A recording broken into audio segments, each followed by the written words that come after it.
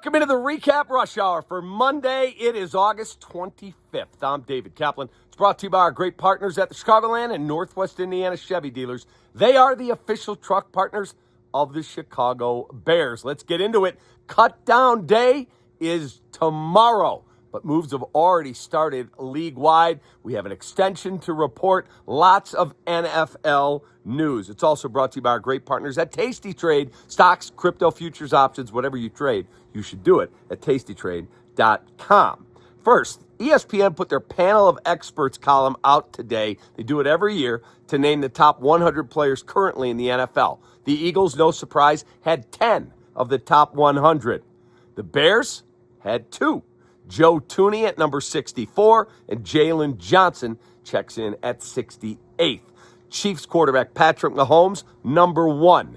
Bills quarterback Josh Allen, he's 2nd. Browns DN Myles Garrett, 3rd. Ravens quarterback Lamar Jackson is 4th. Joe Burrow, the Bengals QB, checks in to round out the top 5. As I said, rosters have to be cut down to 53 by tomorrow. Bears have several questions that need to be answered. Who are the depth pieces on the O-line? What happens to Karan Amagaji?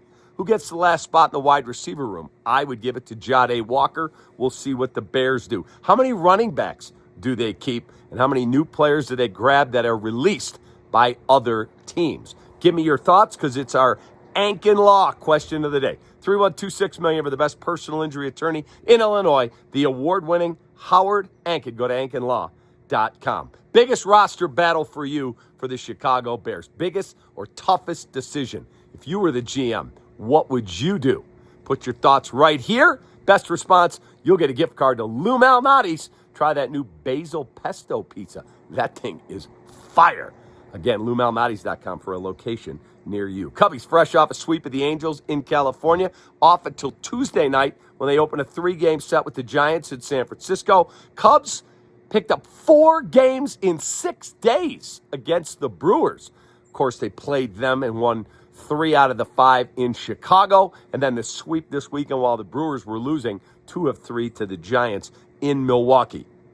White Sox open a series with the Royals at Wright Field tonight. Shane Smith gets the start for Will Venable's club. I'll have the recap when that game goes final. And our 4 Seasons heating, air conditioning, plumbing, and electric stat of the day. The Cubs' 12-1 victory on Saturday over the Angels made some history. The Cubs are the first MLB team to have a dozen or more RBIs in a game, with none of them coming from the middle 5 spots in the order. That's 3 through 7.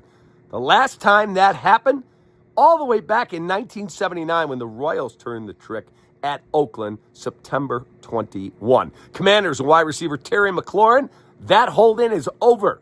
He wins. He gets a 3-year extension worth up to $96 million. In fantasy football, we had our draft the other day. We've got our Renegade draft coming up. You want to play against us, the recap team? How about Tommy Waddle? We call him the human bye week. That's right.